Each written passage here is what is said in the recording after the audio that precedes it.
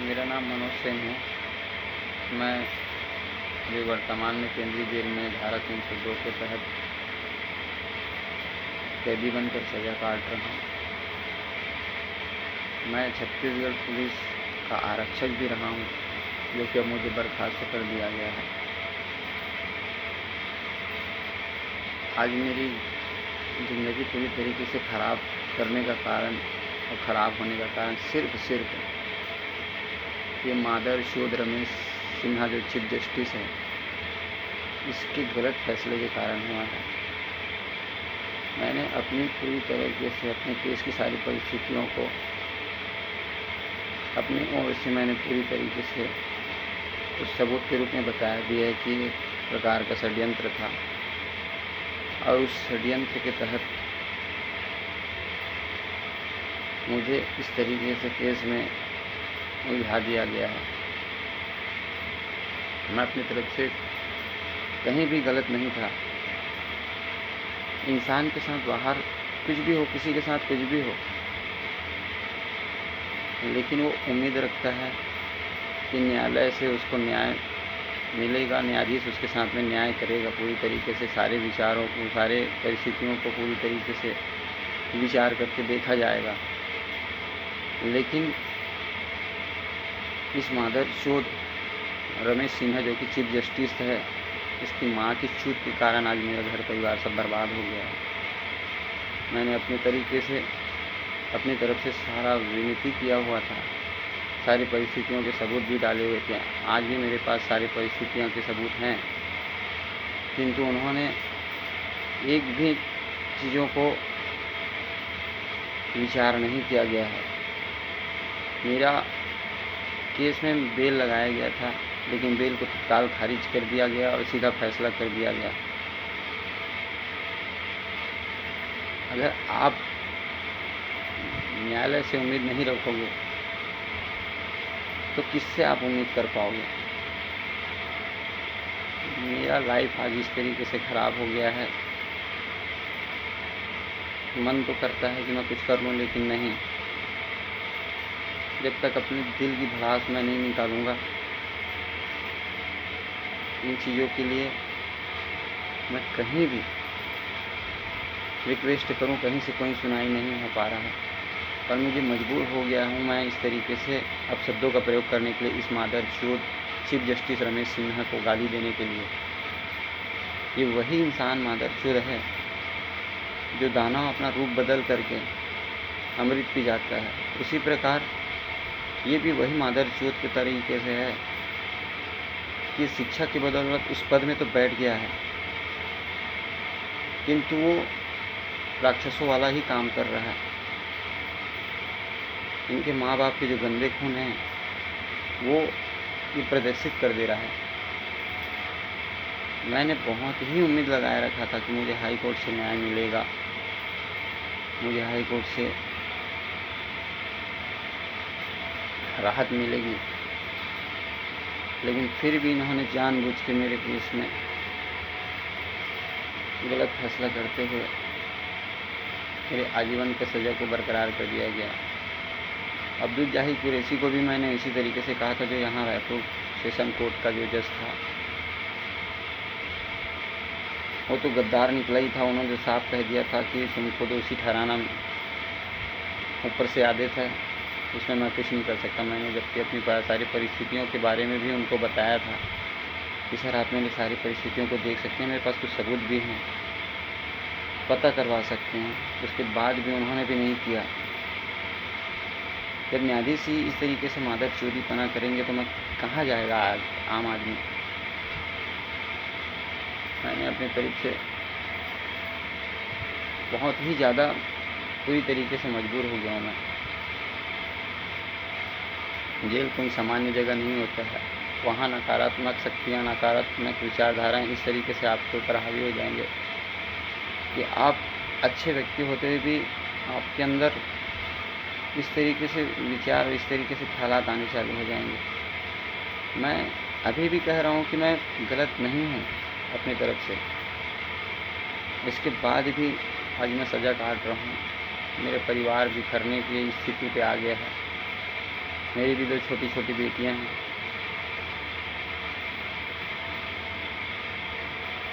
घर में मैं कहीं भी किसी भी प्रकार से हमारी कोई ज़मीन जायदाद भी नहीं है। अपने हिम्मत पे, अपने परिश्रम से हम पुलिस की नौकरी प्राप्त किए हुए थे और अपनी ईमानदारी की कमाई से ही हम अपना घर परिवार पाल रहे थे। लेकिन इस तरीके से ऐसे परिस्थिति बना करके, एक षड्यंत्र रच करके एक बड़े केस में मेरे को लपेट दिया गया। और उन परिस्थितियों की भी मैंने सबूत बताए कि ये सारी परिस्थितियां सर एक षड्यंत्र हैं।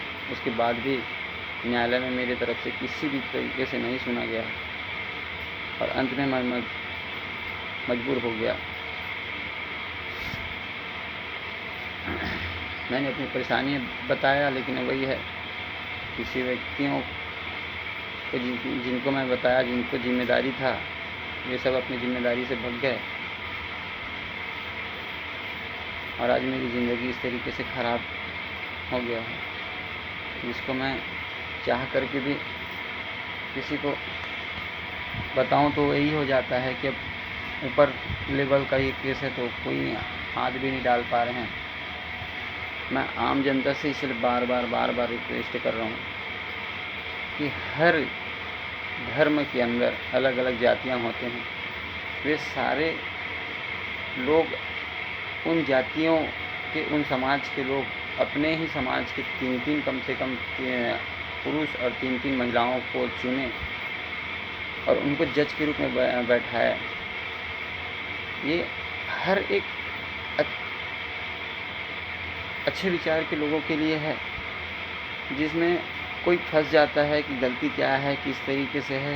इन्हें बिना विचार के इस तरीके से फैसला कर दे रहे हैं और सज़ा दे दे रहे हैं। ऐसे कई लोगों की ज़िंदगी जेल में ख़राब होते जा रहे हैं। कई लोग मानसिक स्थिति खो बैठते हैं। कई इतने गरीब होते हैं कि उनके घर परिवार वाले भी नहीं आ पाते हैं और जब वो छूट के जाते हैं जेल से तो किसी भी प्रकार से किसी काम के लायक नहीं रहते हैं। मैं बार बार आम जनता से यही रिक्वेस्ट करूँगा कि वो अपने बीच में रह रहे अपराधियों को सज़ा स्वयं दे और कोर्ट कचहरी के भरोसे में ना रहें। इससे आप एक दूसरे के धर्म के लोगों को भी समझेंगे, आपका लोकतंत्र भी मजबूत होगा और किसी के साथ अन्याय भी नहीं होगा। क्योंकि कम से कम हर धर्म के अंदर इतनी सारी जातियां हैं और उनमें अगर 3-3 महिला और 3-3 पुरुष अगर जज के रूप में बैठे सरकार के व्यवस्था के अनुसार से, तो कभी भी किसी के साथ गलत नहीं हो सकता। मतलब जो अपराधी है उनको सज़ा ही मिलेगा और जो अपराधी नहीं है उनको सज़ा नहीं मिलेगा। क्योंकि ये लोग इतने गलत फ़ायदा उठा रहे हैं अपने पद का। हम न्यायाधीश बन गए हैं, हम उस पद में बैठे हैं तो हम कुछ भी कर सकते हैं इस तरीके से। और आदमी न्यायालय को इतना मान्यता दे दिया जाता है कि उनके खिलाफ़ कोई बोल भी नहीं पाता है। इसलिए ज़्यादा बेहतर मैं चाहता हूँ कि हर धर्म के अंदर अलग अलग जातियाँ हैं, उस जाति के लोग, उस समाज के लोग अपने अच्छे विचार वाले लोगों को चुनें और उनको जज के रूप में बैठाए। और ये हमेशा बदलते रहने चाहिए। आज कोई अन्य पुरुष और अन्य महिलाएं बैठी हैं उस समाज की, तो कल दूसरे पुरुष और दूसरी महिलाएं बैठेंगी उसी समाज के, ताकि हर आम आदमी न्यायाधीश के रूप में बैठे और वो समझे। क्योंकि वो आप सामान्य रूप से उन परिस्थितियों के साथ गुजरते हैं आप, जिनको बेहतर रूप से आप समझ सकते हैं। ये बड़े बड़े पद में बैठने वाले सुरक्षा में रहते हैं, ना तो इनका समाज के साथ उठना बैठना रहता है, ना परिवार के साथ। ये केवल किताबी कीड़े होते हैं। मैं बार बार रिक्वेस्ट इसीलिए कर रहा हूँ कि आप, मेरे साथ ऐसा हो गया है तो किसी अन्य के साथ में ऐसा ना हो।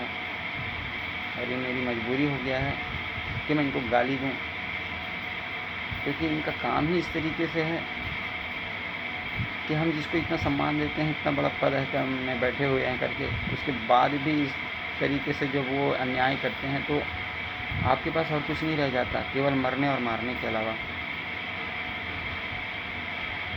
मैं बार बार रिक्वेस्ट कर रहा हूँ आम जनता से कि अपना लोकतंत्र मजबूत करें और जज के रूप में आप लोग बैठे, क्योंकि अगर सोचा जाए तो एक धर्म में कम से कम 200 से 300 लोग महिला पुरुष मिला के बैठेंगे, उसी प्रकार उनके साथ में अन्य धर्म के लोग भी बैठेंगे और इस सारे लोगों के मनोविचारों को देखा जाएगा और दोनों पक्षों को सुनने के बाद उचित जो फैसला जो आएगा वो सबसे बेहतर न्याय होगा।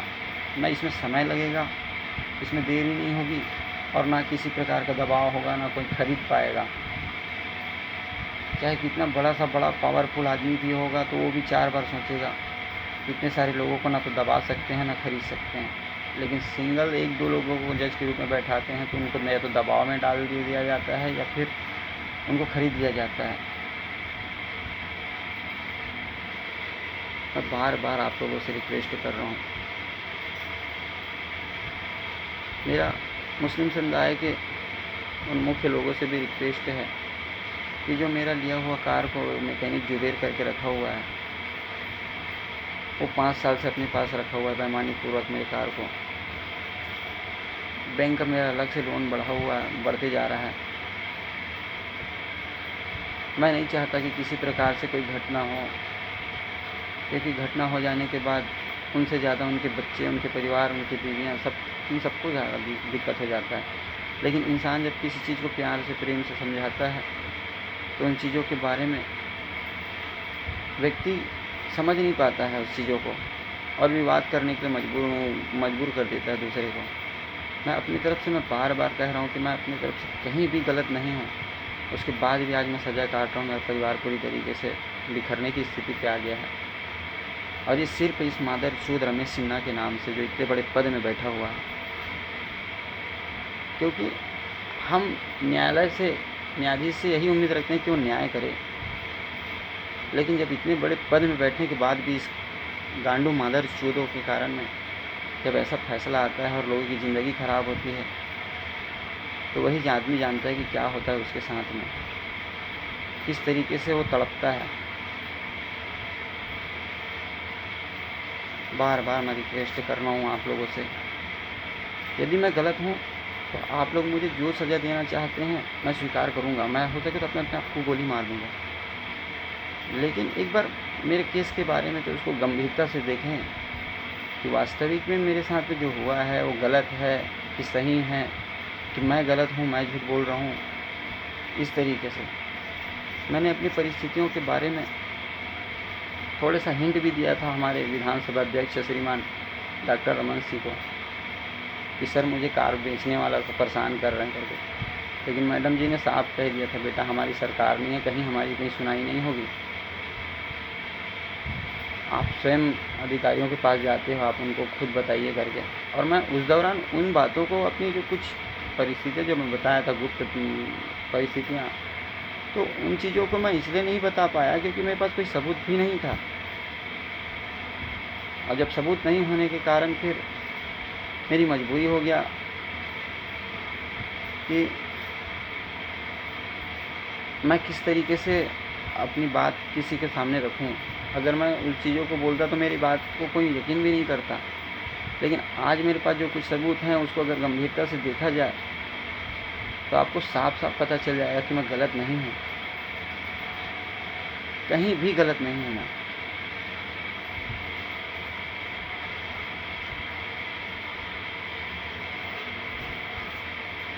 जुबेर जो मैकेनिक है, उनका शॉप है टिकरापारा सिद्धार्थ चौक के पास, जो फतेह शाह कॉम्प्लेक्स है, वहाँ पे एक मज़ार है, उसके गेट के जस्ट बगल में है। ये आदमी उस दौरान बहुत ईमानदारी दिखाया था कि नहीं, मुझे आपके द्वारा ये गाड़ी नहीं आई है, मैं आपको नहीं दे सकता, जबकि मुझे संजय अग्रवाल उसी के पास भेजा करते थे। मैं बात भी कर लो बोलता था फ़ोन में तो भी नहीं करते थे। ये दोनों मिल के मेरे को इस तरीके से परेशान कर रहे थे कि मैं, ऐसा लग रहा था कि मैं खुद आत्महत्या कर लूँ। ऊपर से मेरा अधिकारियों का दबाव था कि वो भी मेरी कोई मदद नहीं कर रहे थे।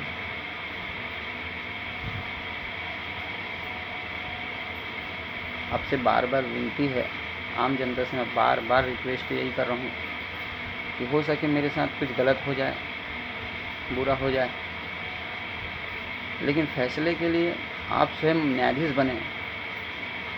अगर मैं गलत हूँ तो मुझे सज़ा और दिलवा दिया जाए, मैं तो दोबारा जेल से बाहर भी आऊँ, वहीं सड़ जाऊँ, वहीं रह जाऊँ। लेकिन एक बार इन चीज़ों को गंभीरता से तो देखिए। मेरे सारे परिस्थितियों का मैंने वीडियो भी वायरल किया हुआ था, उसमें आप देख सकते हैं @मनोज सेन 3930, ये यूट्यूब में आप देख सकते हैं। मैंने उनमें सारी परिस्थितियों को भी बताया, उसमें पेपर को भी उसमें पूरा दिखाया हुआ है। लेकिन फिर भी जानबूझ के कोर्ट ने मेरे इन सारी परिस्थितियों को नज़रअंदाज कर दिया गया। एक सामान्य आदमी या एक कुछ हल्के से जानकार आदमी और क्या कर सकता है? अपने हर चीज़ों को, अपनी परिस्थितियों को अपने उच्च अधिकारियों को बताने की कोशिश करता है, मदद मांगने की कोशिश। लेकिन जब आपको कहीं मदद नहीं मिलती है तो आप मजबूर हो सकते हैं, या तो फिर मर सकते हैं, या फिर कोई बड़ी घटना कर सकते हैं।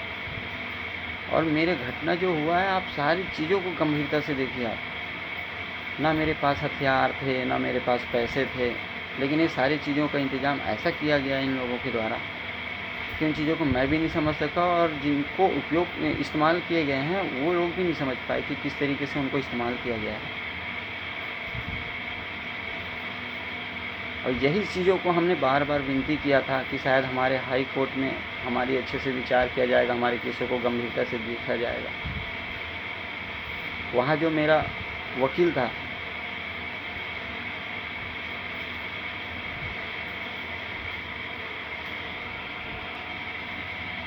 हाई कोर्ट का जो मेरा वकील था मलय श्रीवास्तव, उनके द्वारा भी ये कह दिया गया था मेरे को कि मैंने 5 पैसे लिए हुए हैं, मेरे घर वालों को बताया, जबकि इंटरनेट में केवल एक ही पेशी हुआ है और सीधा उसी पेशी में फैसला कर दिया गया है। मतलब मेरे साथ इस तरीके से गेम खेला गया है, इस तरीके से मुझे मतलब हर प्रकार से मेरा वो कर दिया गया है, मेरे बचाव के सारी चीज़ों को बंद कर दिया गया है, जिसमें मतलब मुझे कुल मिला के दोषी ठहराना ही है, जबकि मैं गलत था ही नहीं। आज भी मैं कहता हूँ कि मैं गलत नहीं हूँ, ना मरने वाला मेरे द्वारा मरा ही नहीं है।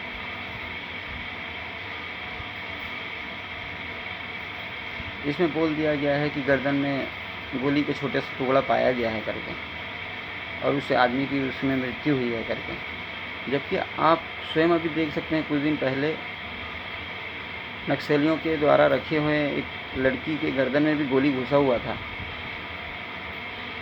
पूरी गोली घुसी हुई थी उसमें, और ऐसे जगह में थी जहाँ पे ना तो वो महिला के आसपास कोई हॉस्पिटल था और ना कोई बचाव का साधन। फिर भी वो महिला के, उस लड़की के गर्दन में 6 दिनों तक वो गोली फंसा रहा और उनको बचा लिया गया।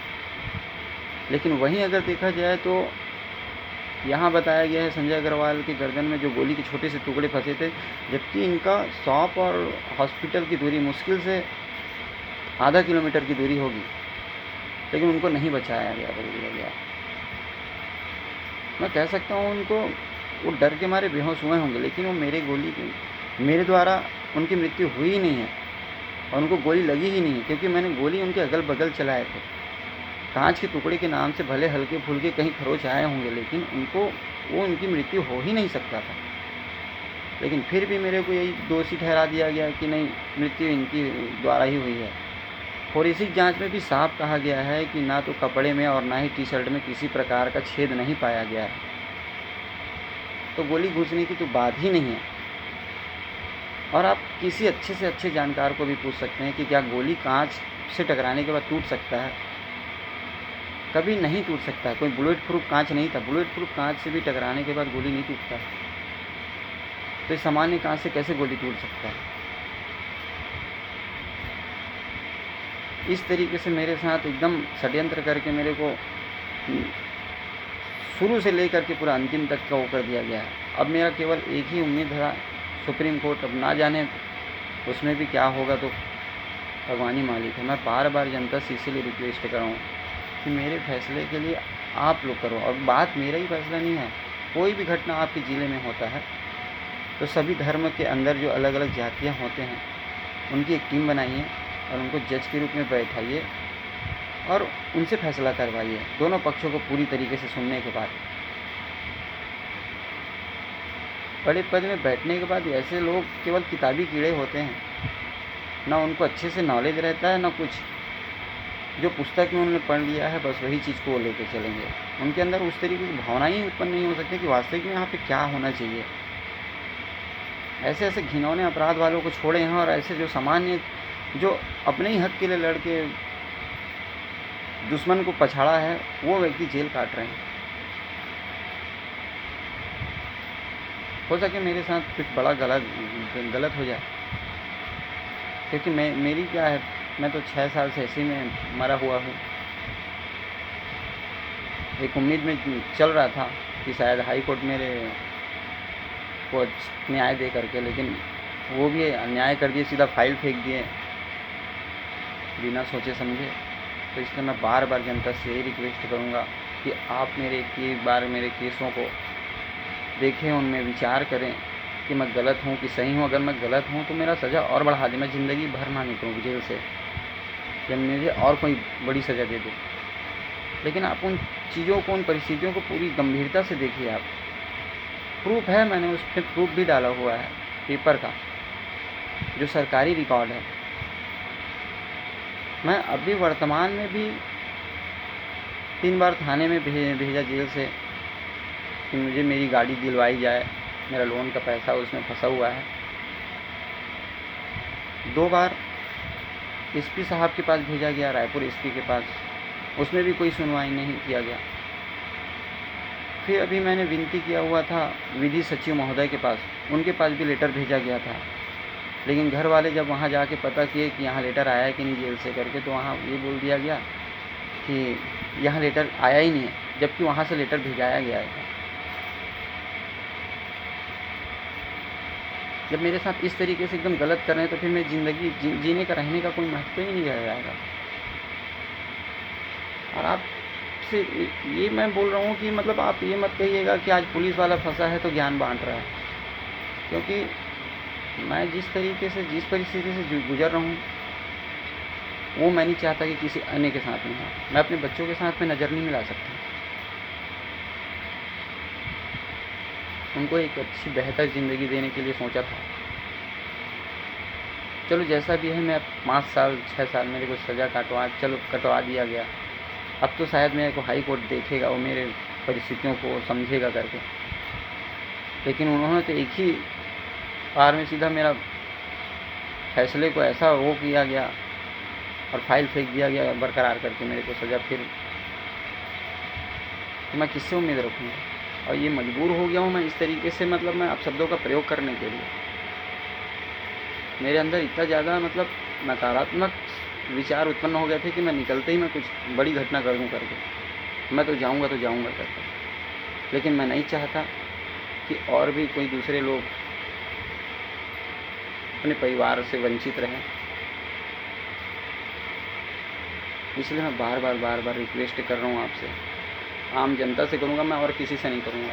अगर आपको लगता है कि मैं गलत हूँ तो मेरा सज़ा और बढ़ा दें। मैं दोबारा ज़िंदगी भर मैं जेल से बाहर नहीं आना चाहूँगा, वहीं मर जाऊँ। लेकिन आप मेरे सारे परिस्थितियों को गंभीरता से दिखवाइए, चेक जांच करवा दीजिए। मैंने यहाँ तक न्यूज़ वालों को भी भेजे, बोले ऊपर से हम जब तक परमिशन नहीं होगा हम आपके केस को ना कहीं दिखा सकते हैं, ना किसी प्रकार से हम उस चीज़ों के बारे में कोई संज्ञान ले सकते हैं। इंसान और किसके पास जाएगा जब आपकी कहीं नहीं सुने? तो मैं केवल ये सोशल मीडिया ही एक ऐसा जरिया है, एक ऐसा मात्र साधन है जहाँ तक मैं अपनी बात आप लोगों के पास पहुँचाना चाहता हूँ और पहुँचा रहा हूँ। कृपया आप मेरी मदद करें। बाकी नुकसान तो होना मेरा तय है, मुझे पता है। और ये समय रहते अगर मेरी मदद कर दें आप, तो सदैव मैं आप लोगों का आभारी रहूँगा। और ये आप लोगों के भी हित के लिए बोल रहा हूँ, क्योंकि ये इस तरीके से परिस्थिति किसी के साथ भी गुजर सकता है। जय हिंद।